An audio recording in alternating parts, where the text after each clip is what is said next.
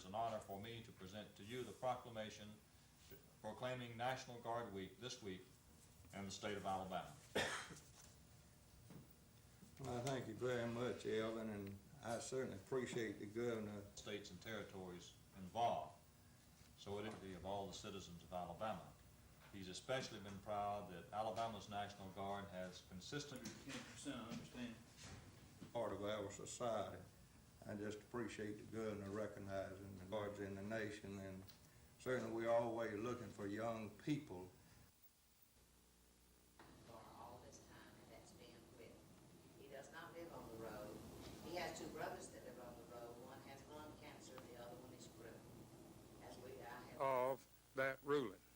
He did not say we could. He did not say we could not. We wrote to him asking for pre-clearance, and he wrote us back and said he could not give it. The Attorney General would not rule on it because that it was under a court order, and he didn't say so, but I guess he felt that it was out of his jurisdiction. In effect, that it was outside of their jurisdiction as long as it was. The project was not on the commission agenda, but at the end of the meeting, Commissioner Lowell Roundtree moved the county hire an architect to plan for the construction of a county administrative building. Monies for this project will come from the diverting of renovation monies in the bond issue, capital improvement monies in the revenue sharing fund, and the sale of properties currently owned by the county. Commissioner Roundtree says the county has needed additional space for years. He says the situation has come to a head recently as the county has searched for office space for its new district judge. But two commissioners say they never heard a word about Roundtree's proposal until this morning. Shocked and disappointed. I'm disappointed. Commissioner Pat Raley called Roundtree's action untimely, while Chairman Charles Whidden would not comment.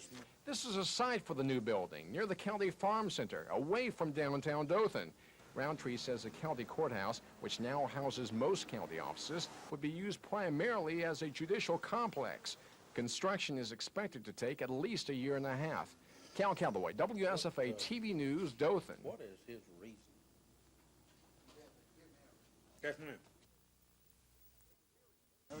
Experience. On the surface, that one word would seem to sum up the 1985 Lee High School Generals. Head coach Spence McCracken has 16 starters returning from last year's 6-3 squad. Offensively, the Generals are sound, with junior quarterback John Spencer set to step in and assume the starting duties. Coach McCracken has let it be known his team will be putting the ball in the air more than last year. But by and large, the Generals will rely on a back-to-basics power running attack.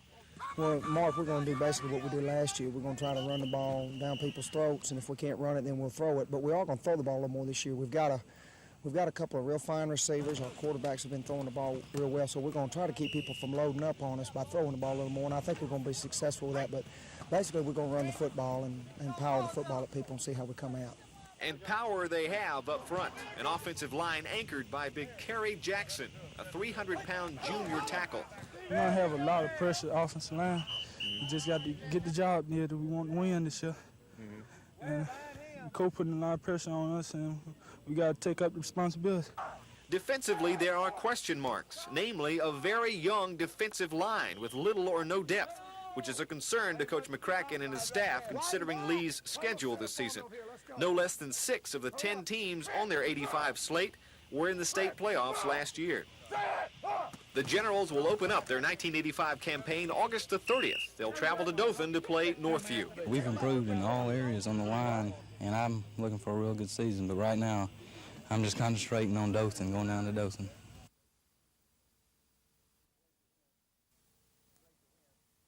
It's great to win. It's fun to win, but it has not settled down at all like I would like it to. It's going to be a couple days before I can sit back and decide just and really enjoy the thrill of winning a tournament again in one of this caliber.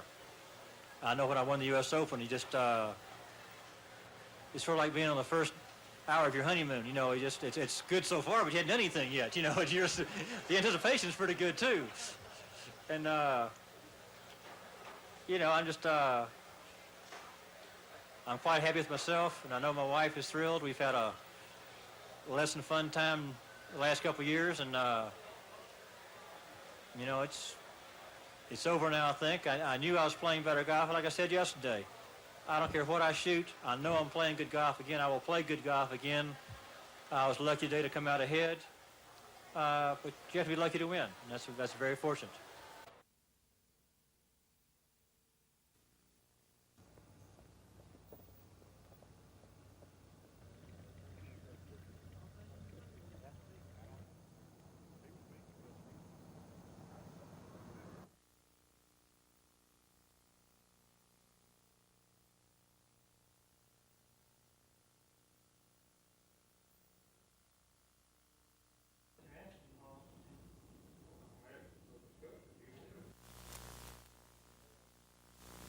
Knowing the fact that we know no more about what has happened other than this, I suggest that we deny it and turn it over to the attorney for answer.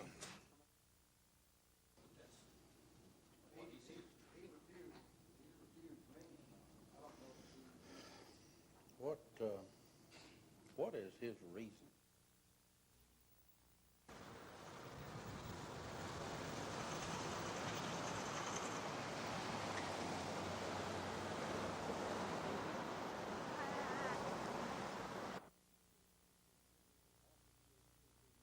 Offices to be moved to the new location will include the county commission offices and courtroom, the accounting department, the revenue department, all licenses except marriage and driver's license, the personnel board, the board of voter registration, the license commissioner, the Walden Gas Tax Office, and the Veterans Administration Office. Okay. Motion carries. Any opposed? Abstain. Okay. You voting yea, Mr. Weeks?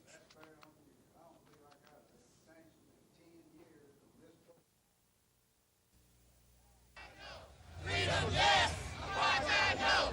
Freedom, yes! Apartheid, no!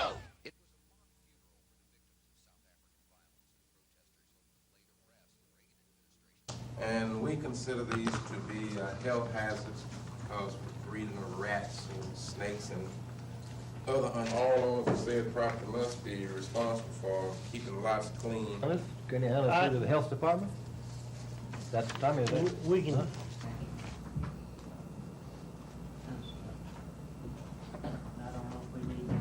I think it matters.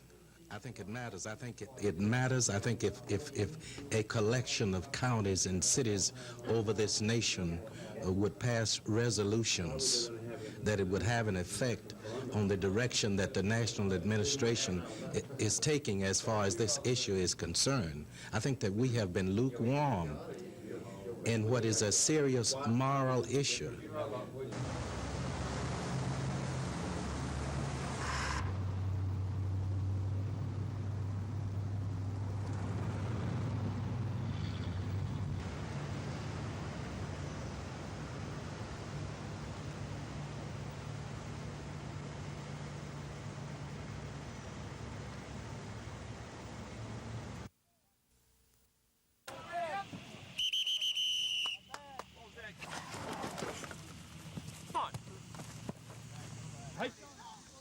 There you go, there you go.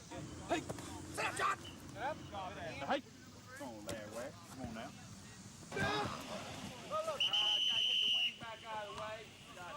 If you're in 6A ball in Alabama, I don't believe there's any such thing as an easy schedule. Anybody can knock you off any night, but we feel like ourselves, probably Jeff Davis, Lanier, the city schools have probably one of the toughest schedules in the state because it's hard to get people around here to play us, so we have to go to the Huntsvilles and the Mobiles to play people, and we have 6 of the 10 teams we play were in the state playoffs last year, and 3 of those made it past to the semifinals or better. So, you know, we don't have any let-ups. We don't have some easy teams. We're always going to play tough people.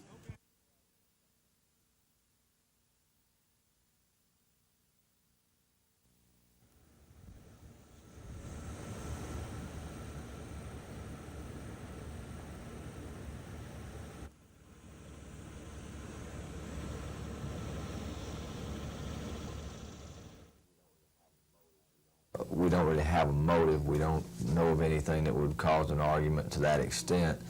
It could possibly have been an accident. We have indications that he may have said that he was playing with a rifle and did not know it was loaded and shot her. But we are continuing to look into it. At this time, he's been charged with murder and is placed in the youth facility and remains there at this moment. Suspect enters and levels a rifle at her and fires a shot. He did say something to the effect of, this will teach you, or that'll teach you not to do it again, or something like that, but that could have just been him trying to scare him, you know.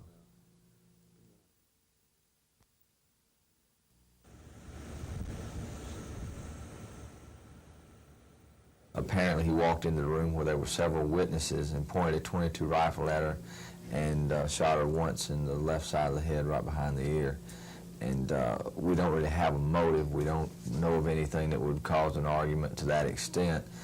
It could possibly have been an accident. We have indications that he may have said that he was playing with a rifle and did not know it was loaded and shot her. But we are continuing to look into it. At this time, he's been charged with murder. Suspect enters and levels a rifle at her and fires a shot. He did say something to the effect of, this will teach you.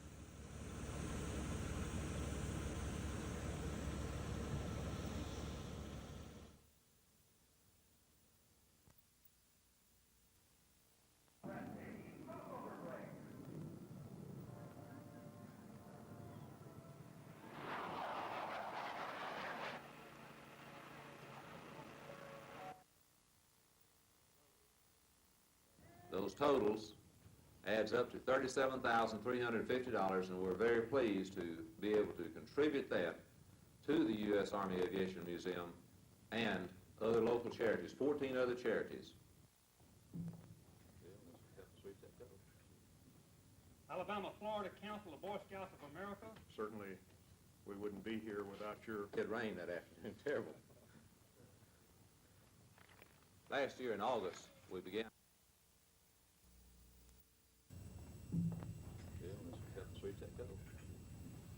Alabama-Florida Council of Boy Scouts. The ones that drove you and guided here. Congratulations. Good luck on you.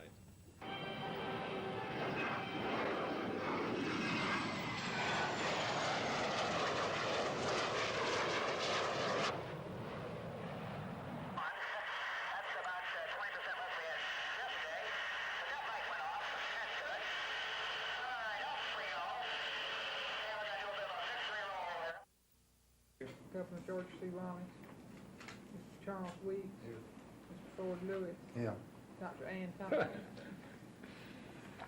That if a person qualifying a horse to move into Alabama, then if he had a negative EIA test anytime. More economic importance in the state.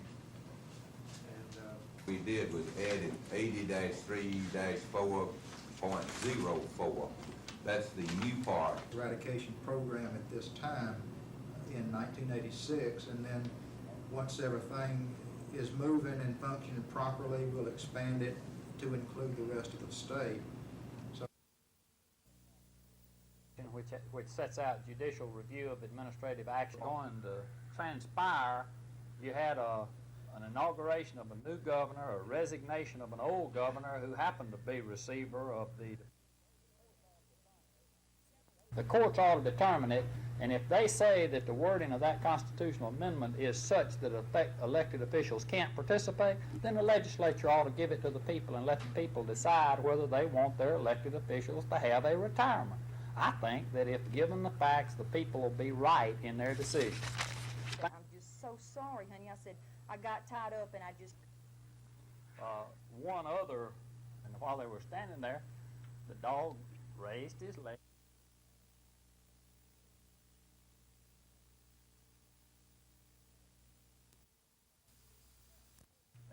Some of you don't have $1 million budget in the cookie.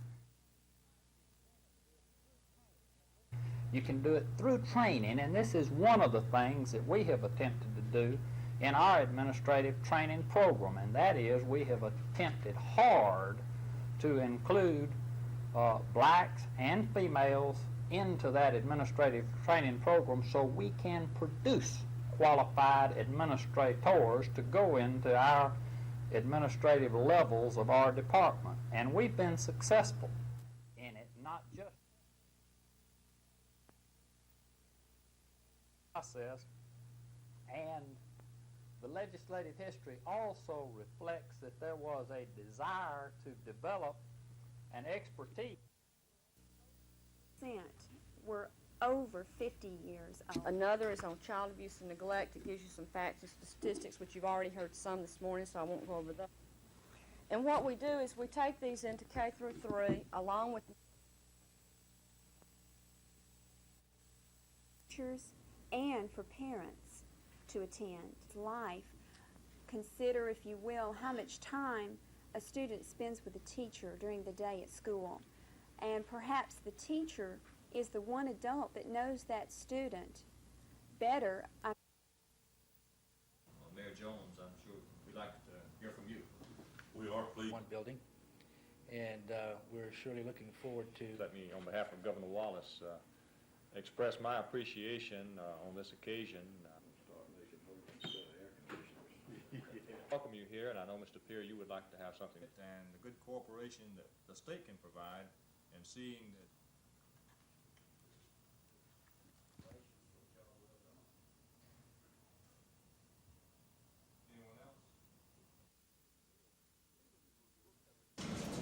Stevens was booked at the county jail after surrendering to authorities late today. Assistant District Attorney Bruce Maddox outlines the charges against the pharmacist. The grand jury has charged that he collected and failed to pay sales tax, which is punishable by up to 5 years and a fine of up to $10,000. Additionally, we've charged that he stole the sales tax money in 2 counts, theft of property in the first degree, that's punishable by 2 to 20 years in the penitentiary and a fine of up to $10,000. Revenue Commissioner Jim White says more charges like those filed against Stevens are being presented to grand juries in other counties. We've got 23 investigations going on right now. We anticipate bringing 8 or 9 before grand juries within the next 30 to 40 days. Prosecutors say if Stevens is convicted, they will seek restitution of the taxes Stevens is alleged to have failed to pay the state. This is Norman Lumpkin, WSFA TV News at the Montgomery County Jail.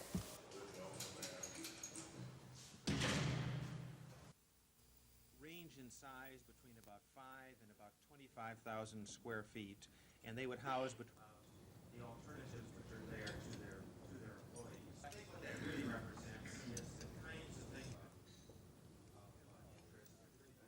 In the HMO, there's a different set of economic incentives. The HMO is paid a fixed amount each month, regardless of the number of services provided, and its economic incentives are to seek out methods of providing care that give the best results for the cost, to use only those services which are really necessary for the optimum health care for the patient. The kinds of things that we believe that we're bringing to this new and growing industry.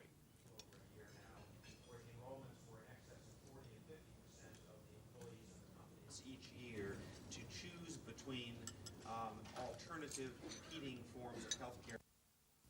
Range in size between about 5 and about 25,000 square feet, and they would house between about 5 and 25. As a brief follow-up to that, we have now been over in, but I think what that really represents is the kinds of things that happen in the HMO, there's a different set of economic incentives. The HMO is paid a fixed amount each month, regardless of the number of services provided, and its economic incentives are to seek out methods of providing care that give the best results for the cost, to use only those services which are really necessary for the optimum health care for the patient. And the results of that kind of interest have really been pretty spectacular to this new and growing industry.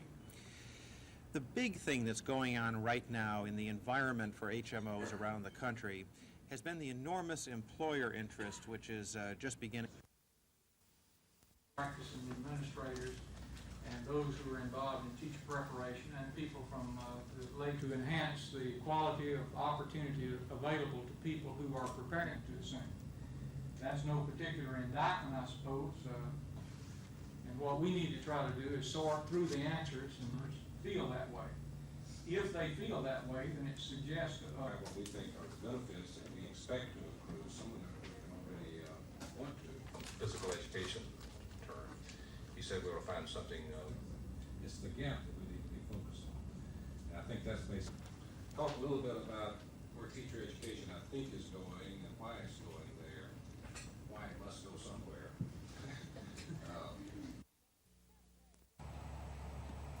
Fannie Mae, perhaps the nation's largest home mortgage guarantor, is losing millions of dollars in foreclosures. So the company is making changes that could shut out some first-time home buyers. They have adjusted their ratios. The ratios used to be 28-36. 28% meaning that a person's house payment could be no more than 28% of his total income. The 36% meant that his total house payment plus his total installment debts could not be over 36% of his total income. Under the new ones, ratios, they're going to be 25-33. Another big change is disallowing gift letters. That is, money from parents or other sources for down payments. It's going to limit the 95% loan to value. So Wilson says the bottom line for prospective buyers, especially first-time home buyers, is to have enough cash on hand to make a 10% down payment. Gina Gregory, WSFA TV News.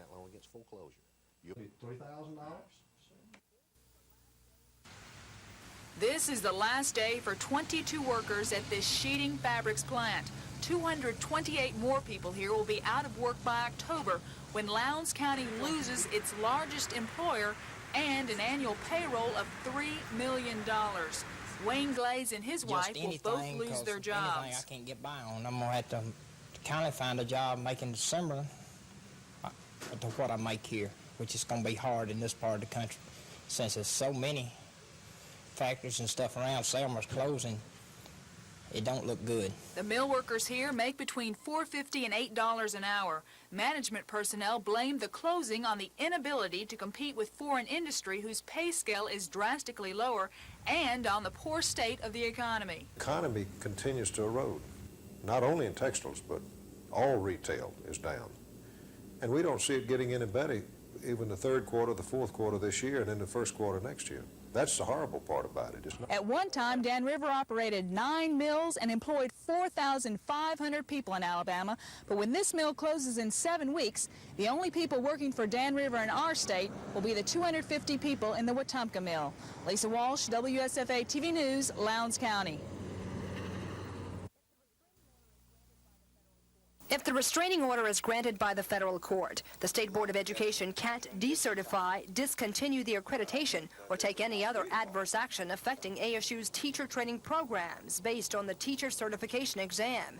That's essentially what the board voted to do last week, but the injunction says the board's action violates a settlement reached last month by parties in a lawsuit claiming the teacher certification exam discriminates against blacks. In that case, Judge Myron Thompson enforced the settlement agreement and now must decide whether to uphold today's request for the temporary injunction. A decision on whether to hear the case is expected this week. ASU's attorneys will attempt to show the court that the consent decree prohibits the Education Department from using the teacher certification exam until a new one is devised. Part of the settlement agrees to lower the score needed to pass the test and requires educational officials to consider grade point averages until the new exams are developed in September. Attorneys for ASU and the State Department of Education could not be reached for comment today. Kim Davis, WSFA TV News. As the 1985 season approaches, senior tailback Michael Johnson of Jeff Davis is expecting big things, and others are certainly expecting big things of him. Though his performance was hampered somewhat last year by a shoulder injury, he continued to prove that he's not only one of the top running backs in the city, but one of the top college prospects in the state. In his 2 previous seasons at Jeff Davis, the 6-foot, 200-pound Johnson has amassed some 1,600 yards, including a 247-yard outburst against crosstown rival Lee last season. But the young tailback has even higher goals for this, his senior season.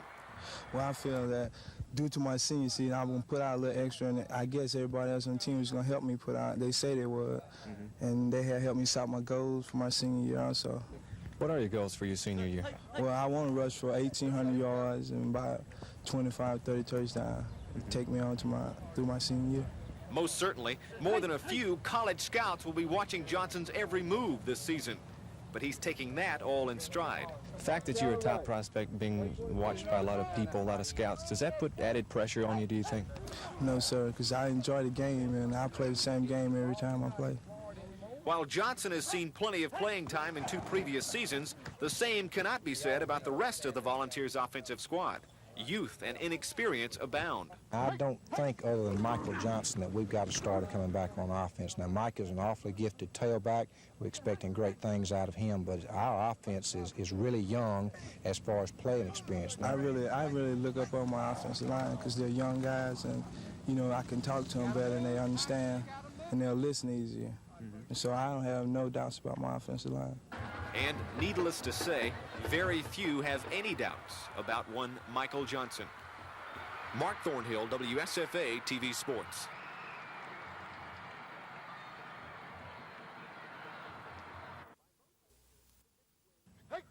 By most standards, 6 wins and 3 losses would be considered a success. But by Jeff Davis standards, it's not.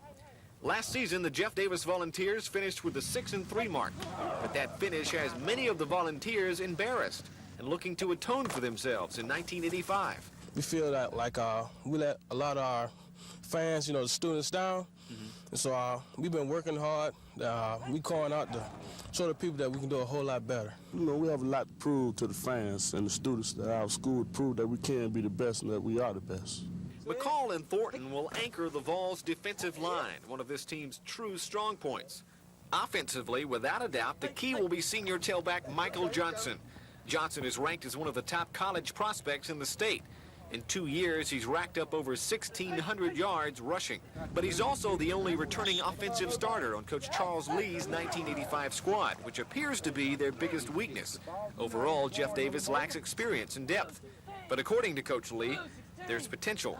It seems like the years that we don't have a lot of people coming back with playing experience are the years that we've done the best, so we hope we're going to have a good football team. The Vols will get their first test September the 5th against Johnson of Huntsville, last year's Class 6A state runner-up. Down! Blue 27! Blue 27! Hey! Hey! Attaboy, Bo. Cost us a touch. Of political interest groups, by political interest groups, and for political interest groups. If the case goes to court and the judge were to rule that participation by elected officials is unconstitutional, period, that means they're all out. There'll be no protection for those who are already retired. There'll be no freezing for those who are already vested. There may be no return of interest on the contributions of those who have already made contributions. So if they force the matter to court, they could be cutting off their noses to spite their faces. An unknown amount of money that could easily approach $1 million. The main responsibility for auditing government officials lies with our examiners of public accounts. Whenever they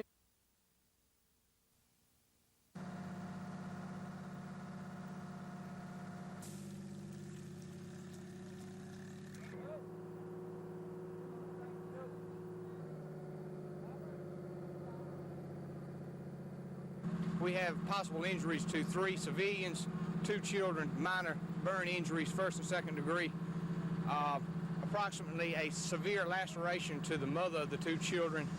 We are transporting to the emergency room. At this time, we do not have any names, but they are not in serious condition. They are being transported for the laceration, basically.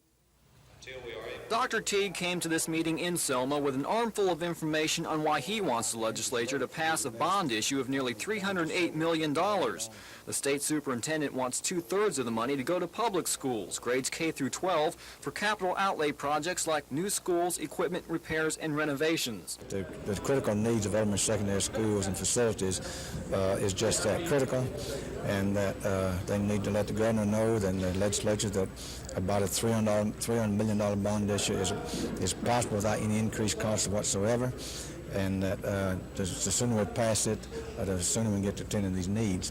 Local school superintendents and other officials from 4 counties attended this meeting, and most of them say they need more state money to improve their schools. And Dr. Teague wants them and the public to contact their state legislators to reinforce his proposal and recommendations for the bond money. Dr. Teague says the governor is expected to call a special legislative session late this summer or early fall. Craig Meadows, WSFA TV News. In the month of September, until we are able to provide for and maintain more adequate facilities. If the legislature passes bond issue in the month of September, we'd probably...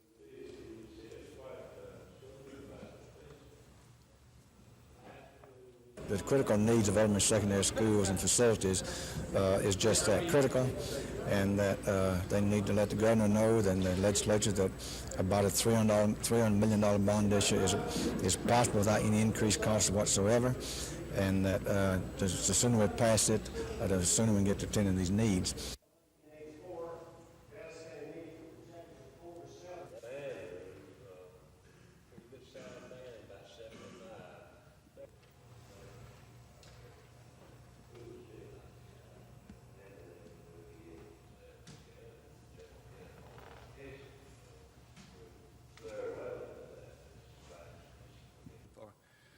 Well over 40 years.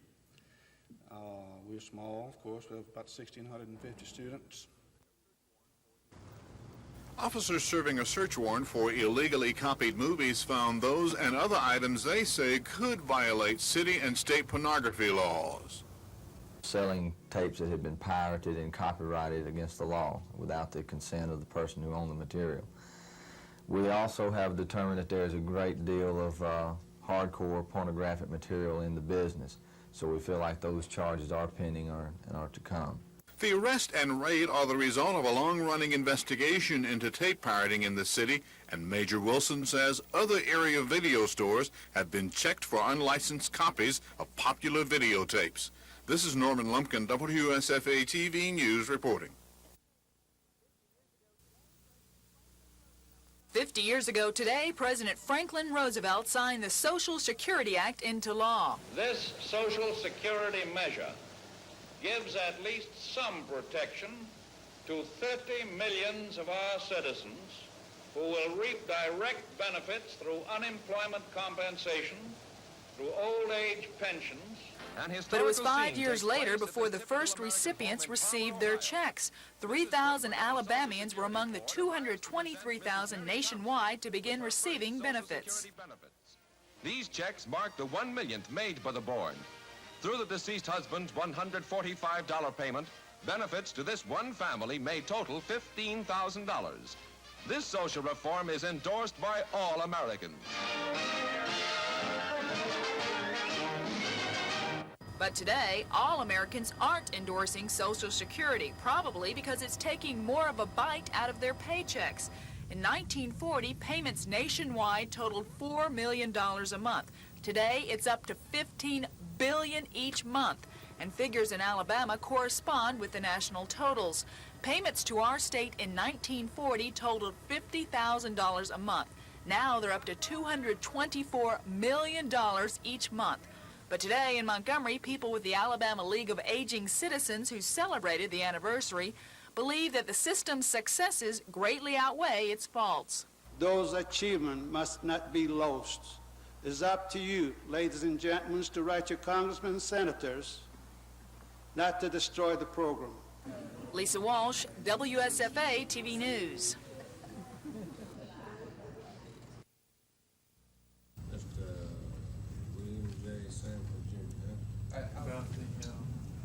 About the construction control I have a motion there to dismiss. I get the feeling that that's not going to occur.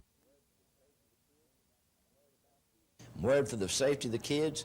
I'm worried about the disease that might happen. I'm worried about the by itself being condemned, and I just don't want that to happen if I can keep it from it. Standpoint, we are not. I believe we have some contractual. All our controls, we represent party defendants, commissioners, and Let me ask this question about the construction control line. Are we under any? Let me ask this question about the. I have a motion there to dismiss. I get the feeling that that's... I wish the mob be denied. It's been seconded. All in favor, say aye. In the last 10 years, of course, the increase in the traffic along the bayou has made it to where, in our opinion, the water is being contaminated. 10 years ago, you could fish and catch any kind of fish you wanted in the bayou that you catch in the Gulf almost. The kids could ski, you could swim. Well, it is built up, but with the oversight of the department here in Montgomery of environmental management, it is being regulated and is not being overbuilt. Standpoint, we are not. I believe we have some contractual agreement. Let me ask this question about in the hearing or anything like that. They can participate in this as fully as anybody else. I think we have enough people involved to get everybody heard. To spend a day with the representatives of the rights the examination for both as both a professional responsibility and as a public right. Where the rights of the profession, just as the medical school is the training. Changes in teacher education alone will not have the impact of drawing both more teachers and the so-called most gifted candidates into teacher education. That as we begin to talk about new programs in teacher education, we also have to be very conscious of the fact we need to change the incentives on this, if you will, on the demand side. Raising teachers' I would commend to assert their responsibility. I think it's exacerbated now by the emerging concerns about for setting high standards and certifying rights the examination as both a professional responsibility and as a public right. Where the rights of the profession. So I'd like for you to explore that area. We have had federal court orders that require professionals for the law school, the training on the legal profession. I think it's exacerbated now by the emerging concerns about alternative services. 1984 was a season of what might have been for the Sidney Lanier Poets. They finished the year with a 4-5 mark, but of those 5 losses, practically every one went down to the wire. A shining example, the Poets' 31-24 double overtime loss to 6A state champion Prattville. But now, as the 1985 season rolls around, Coach Charles Sykes and his team are looking to turn what might have been into what is. But they'll have their work cut out for them.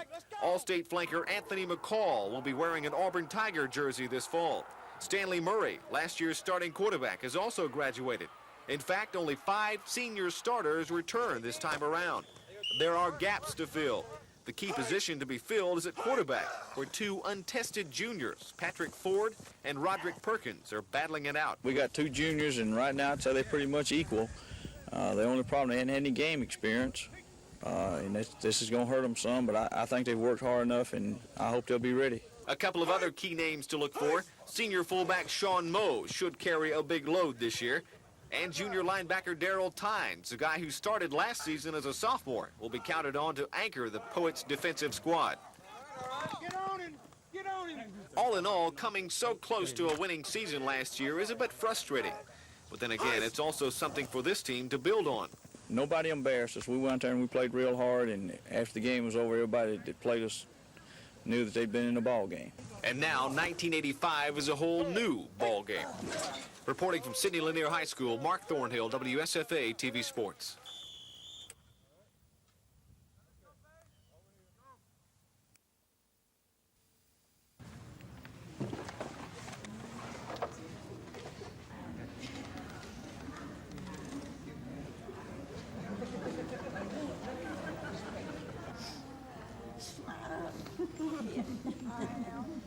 142,000 people who are receiving Social Security benefits that amount to $224 billion.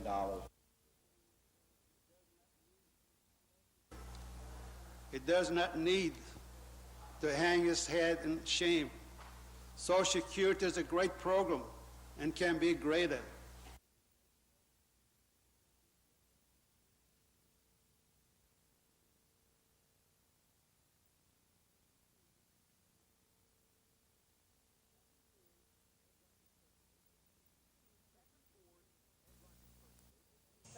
Patrick Ford and Roderick Perkins. The two have a few things in common. Both are juniors. Both saw limited action as sophomores last year.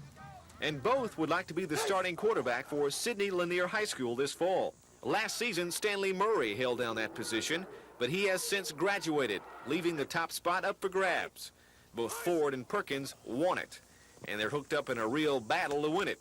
If we had to start today, we'd start with 2. But I hope before we play on the 30th, we'll be down to 1. We're going at it pretty hard. I think only thing I can say, may the best man win. How competitive is this battle at quarterback? It's very, very competitive. I go home, that's all I think about at night sometimes. Perkins was over here in the 10th grade like I was. He was a little ahead of me, but I worked hard this summer, and we're pretty much equal now. But while the competition is fierce, both are team players, and both are willing to do what it takes to make Lanier a winner. If Pat's in the game, all I can do is cheer him on and hope for the best, and I hope he'll do the same if I'm in the game. I'd like to start. Everybody would like to start, but all we want, we talked over with the team, all we want is a state championship ring. So it doesn't matter who starts, me, Perkins, just want to win. And with attitudes like that, there will be no losers in this particular battle, only winners. Get the count, get the count. 238. That's it, that's it. That's it.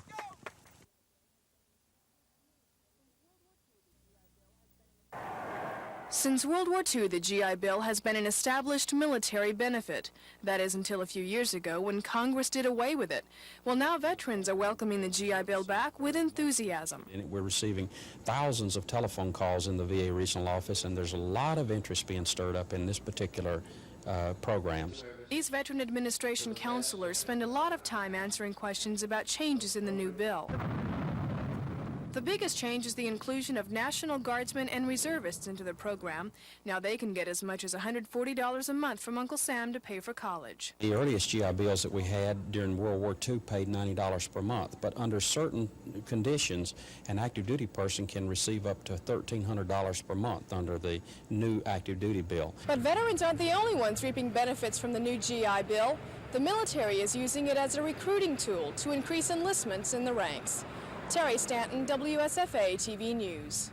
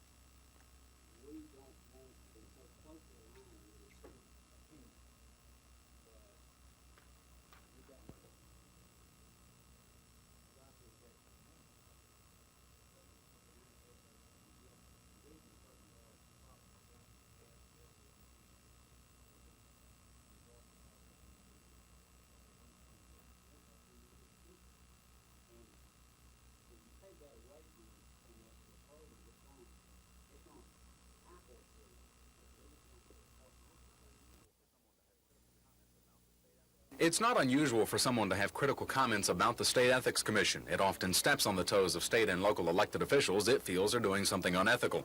But today the tables were turned. Chairman Bill Lovin was openly critical of Attorney General Charles Graddick. Lovin apparently feels unhindered about what he says are his personal feelings now that he's ending his 5-year term with the commission. Lovin says the Attorney General's office hasn't been supportive and isn't doing anything to help realize the intent of the ethics law. Lovin wasn't specific about why he's unhappy with Graddick, but 2 years ago, the Ethics Commission and the Attorney General struggled over State Board of Education member Evelyn Pratt. The Ethics Commission ruled Pratt, a Huntsville school principal, shouldn't serve on the Board of Education because of an ethical conflict. And the Ethics Commission members were upset that Graddick didn't pursue criminal charges against Pratt after losing the case in civil court. Attorney General Graddick's spokeswoman, Janie Noble, says they have no comment in reaction to Lovin's criticism. Lovin says the relationship appears adversarial when it should be hand in glove. Chris Grimshaw, WSFA TV News.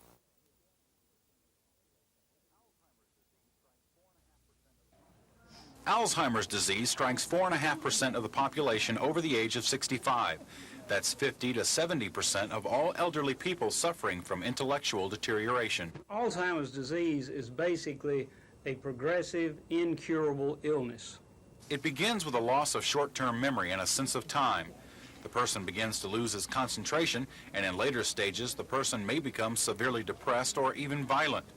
Because this disease touches so many lives, and patients in the central and south Alabama areas must travel great distances for help, Montgomery's St. Margaret's Hospital is now offering hope to Alzheimer patients.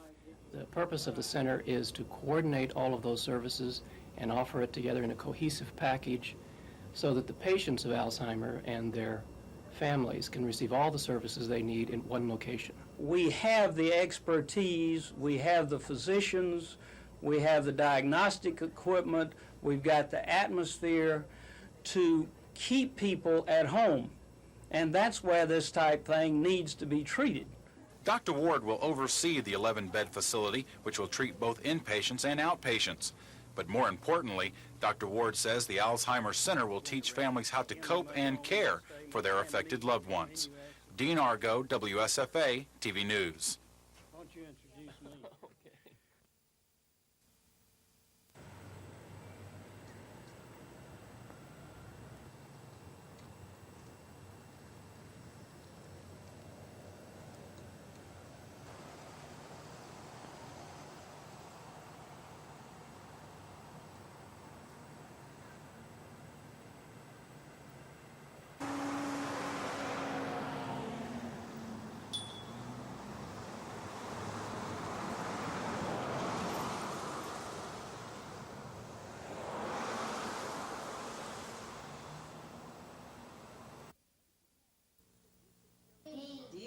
Statistics show that nationwide there's a teacher shortage of 1.5 million educators, and the situation in Alabama isn't any different. There has been a shortage in early childhood teachers, special ed, mathematics and science, and certain vocational education areas for 3 to 5 years in this state.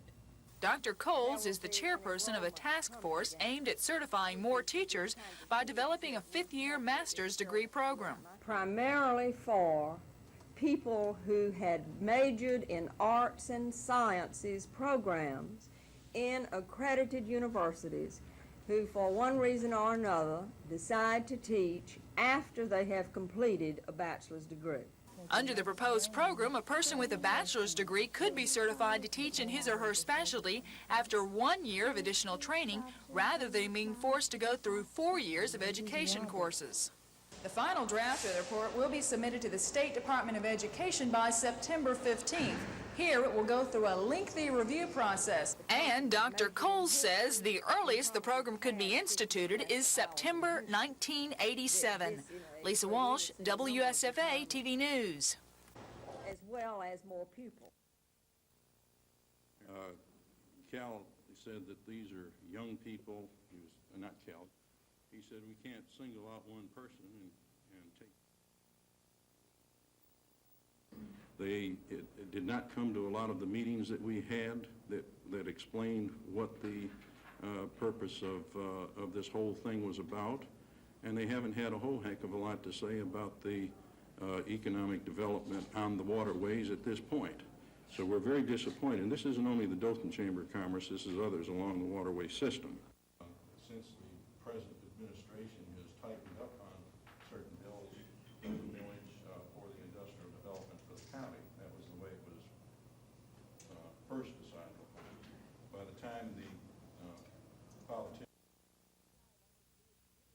Meet Alabama's newest singing sensation, or at least its newest singer.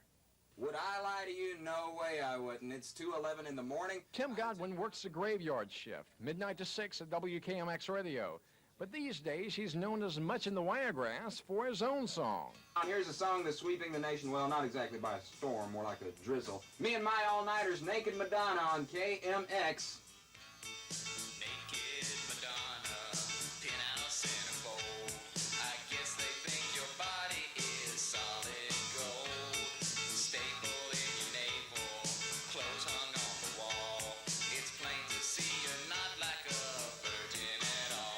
Godwin admits he's not exactly a fan of the woman he sings about. Well, for a bimbo, she's cute, but other than that, you know, her music is so-so. Yeah, so-so. Godwin plans to record more parodies in the future. As far as his audience, they seem to like what they hear. KMX.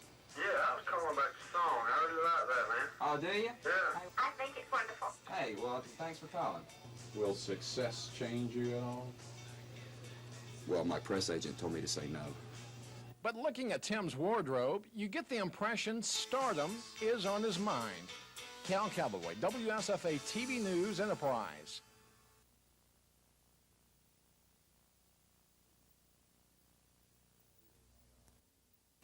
His behavior pattern had been to the point that he was not considered to be a danger to himself or the community, and that he wouldn't escape. Well, he did, and we proved that didn't work out exactly right. It's amazing, however, how many times we are right in these assumptions, but those are the things our people have to work with.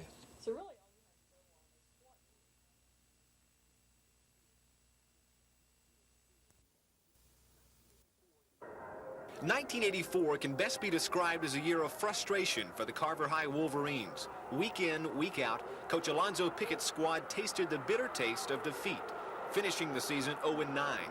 Needless to say, it was a tough experience for everyone involved, from the players to the coaches to the fans.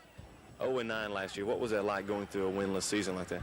Oh, that's the worst feeling, I think, in the world. You know, we used to have to find things to pep ourselves up to come to practice. I think Coach Pickett played a real big part in that, in inspiring us to come on to practice, and we kept giving it all we got. It was kind of hard to take for me because I was a sophomore, and I came up, had to earn me a position, be playing, and I found out that we had a lot of troubles and all. We went 0-9. A whole lot of people talk about you. But this year, the slate is wiped clean again. That winless season is now a thing of the past. It's not something to dwell on. Rather, it's something to learn from. It was a trying experience for us going 0-9, but we feel like we learned some things from that experience, particularly in that we played a lot of sophomores, and hopefully they grew up and gained some experience by being able to play in 6A competition. Carver High School is one of the smallest 6A schools in the state, which makes their task even more difficult. They're the small kids on the block, so to speak. But Coach Pickett and his team accept that challenge. Do you feel like the small guys on the block, maybe? Well, sometimes we do, but, you know, in our hearts, we feel that we have the biggest hearts around town. And after all, it's what's inside that counts, anyway.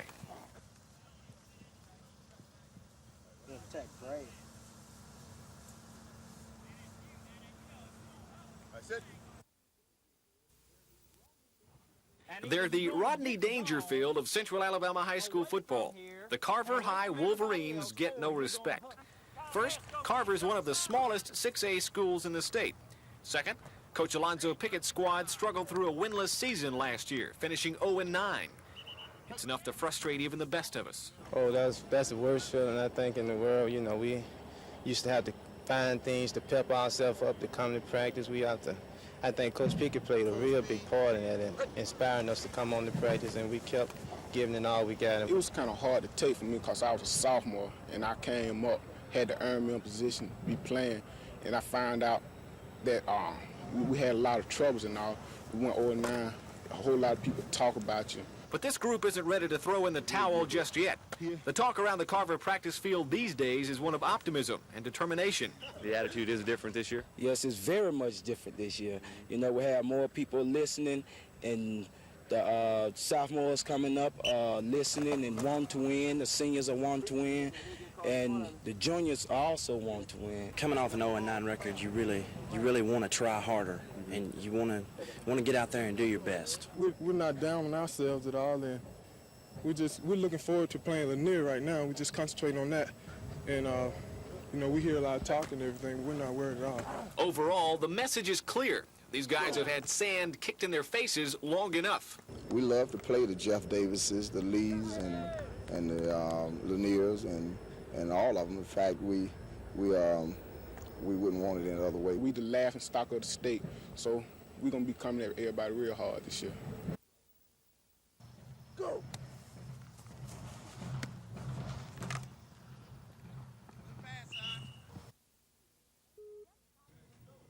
The desktop computer is no longer a novelty item for the rich. These little electronic brains are now almost commonplace in many homes and businesses. And after a sales slump during the first of this year, home computers are again becoming popular as the youngsters go back to school and the organized begin their holiday shopping. Macintosh, the computer for the rest of us. Retailers say personal computers are being purchased for a number of reasons, with entertainment, word processing, and education at the top of the list. And parents who are putting out the bucks in hopes that juniors' grades will improve may be getting their money's worth. We have worked with a lot of schools, and we're getting a lot of feedback from principals, from school administrators and teachers who will say that the students are improving in their math and English skills. For those of us who don't know much about computers, the thought of buying one can be pretty frightening. But the companies that make personal computers know that, and they try to make using the product as simple as possible. The computer system comes with several tutorial discs that will teach you how to use a computer. From everything from using the keyboard to knowing exactly what type of software options you have. Speaking of software, a home computer can help you learn everything from French to how to fix a car. And with sales on the upswing, it looks like personal computers for the moment are here to stay. Carrie Gordon, WSFA TV News.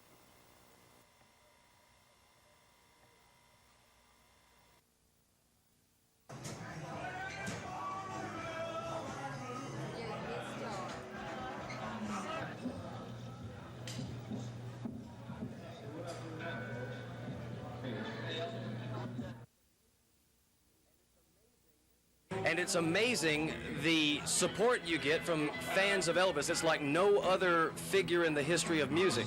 They come out, they enjoy the concerts. We have tapes on widescreen TVs. We have an Elvis look-alike, sound-alike contest that's a lot of fun. And it's basically a night where you come and you remember the favorite part that you liked about Elvis Presley. It's something that hasn't dwindled in popularity, even though Elvis is no longer with us. I think his popularity is probably larger now than it's ever been.